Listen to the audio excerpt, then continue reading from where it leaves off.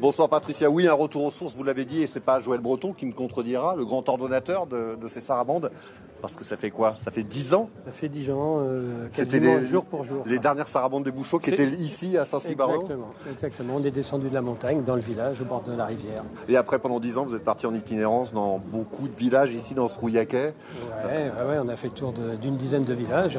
Bon, j'aurais préféré aller sur la Côte d'Azur, mais on est resté dans le Rouillaquet, voilà. Et ouais, pendant 10 ans, on a traversé les villages qu'on pouvait faire, ceux qui étaient le plus intéressants et le plus facile à habiter, quoi. Et comme tout un symbole, là, on est devant le café, tabac, épicerie qui existait encore il y a 10 ans pour les dernières sarabandes des Bouchots, oui. Qui a été rouvert spécialement cette année. Ça aussi, c'est la force des sarabandes, c'est de faire revivre tous ces vieux bourgs là. Bah oui, c'est vrai que quand on a annoncé il y a maintenant 1 mois, 2 mois qu'on allait réouvrir le bar, tous les gens ont applaudi dans la salle, quoi. C'est vrai que ici comme ailleurs, il n'y a plus de commerce, il n'y a plus de bar, il n'y a plus de commerce. Il reste tant bien que mal une école. Que tout d'un coup on fasse revivre un lieu de vie, c'est fabuleux, quoi. Et puis le maître mot quand même ici des sarabandes depuis 20 ans, c'est la confiance. Parce que on le rappelle, le principe, c'est que tous les gens, enfin ceux qui le veulent bien, ouvrent leur jardin, ouvrent un peu de leur intimité, participent de la fête, accueillent des artistes. C'est ça le principe, quoi. Ben là, c'est même le fait d'en revenir une deuxième fois, c'est encore pire, parce que du coup, il y a une confiance. Les gens savent comment on travaille, savent ce qu'on est capable de faire. Donc du coup, ils ont beaucoup plus confiance et ils se livrent beaucoup plus. Donc on rentre plus dans leur intimité. Il y a beaucoup plus de maisons ouvertes et puis toutes les relations qu'on peut avoir avec eux sont plus fortes, plus profondes. Donc ça nous a permis d'aller beaucoup plus loin. Il suffit de traverser le village pour s'en rendre compte. Et puis il y a aussi bien sûr comme d'habitude du spectacle de rue, des concerts. Là il y a les vernisseurs qui reviennent, là encore un symbole. Parce qu'il y a 10 ans, c'est eux qui avaient fait la clôture de la dernière édition ici. Bah voilà, c'est une histoire qui s'écrit. Malheureusement, pour ce qui est des vernisseurs, elle se finit pas très bien puisque Thierry nous a quittés, c'est un mauvais jeu de mots, mais voilà. Donc c'est un hommage qu'on voit avec ces images d'il y a 10 ans. Là. Voilà, complètement. Et oui, réouvrir là avec quelqu'un qui a clôturé il y a 10 ans, c'est superbe. Et puis oui, il y a tout, il y a du spectacle vivant, du cirque, de la danse, du théâtre, de l'humour trash aussi. On a des clowns trash qui vont être là.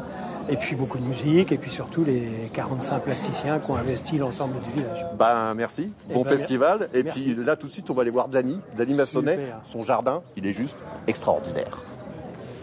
Et c'est peu dire que depuis 10 ans, Dany, les sarabandes, elle les attendait de pied ferme. Et puis je disais toujours à Joël, il faudrait refaire les sarabandes à Saint-Cybardo, Et puis 10 ans après, Saint-Cybardo. Alors vous pensez que moi, si j'étais d'accord... Parce qu'il est où votre plaisir à vous, comme ça, d'ouvrir votre jardin? Le but des sarabandes, c'est ça. C'est l'amitié, c'est le contact, c'est le don de soi. Moi, je trouve que c'est merveilleux. D'autant plus merveilleux quand un trio de fées bretonnes investit votre jardin d'aussi belle manière. On n'imagine pas le nombre d'heures passées à confectionner ces napperons qui désormais donnent au jardin de Dany un air de galerie d'art, surtout quand la maîtresse du lieu s'y met à son tour. Alors cet arbre, c'est un pêcher qui est crevé. Mais l'an dernier, il avait quand même donné des pêches. Bon, mais je me suis dit, ça y est, il est crevé, je vais le couper. Puis je me suis dit, non, je vais le peindre. Je vais le peindre. Mais vous aussi, alors vous êtes artiste à vos heures, alors. Quand on a un jardin comme ça, c'est qu'on a déjà une petite âme d'artiste quand même, non? Je ne sais pas si c'est artiste, non. Mais je crois que c'est les sarabandes qui m'ont donné cette envie.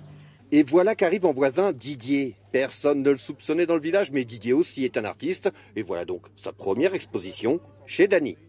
Ça vous a pris comme ça? Comme ça. C'est du Picasso, c'était le Boulestier de Saint-Cybardo, voilà.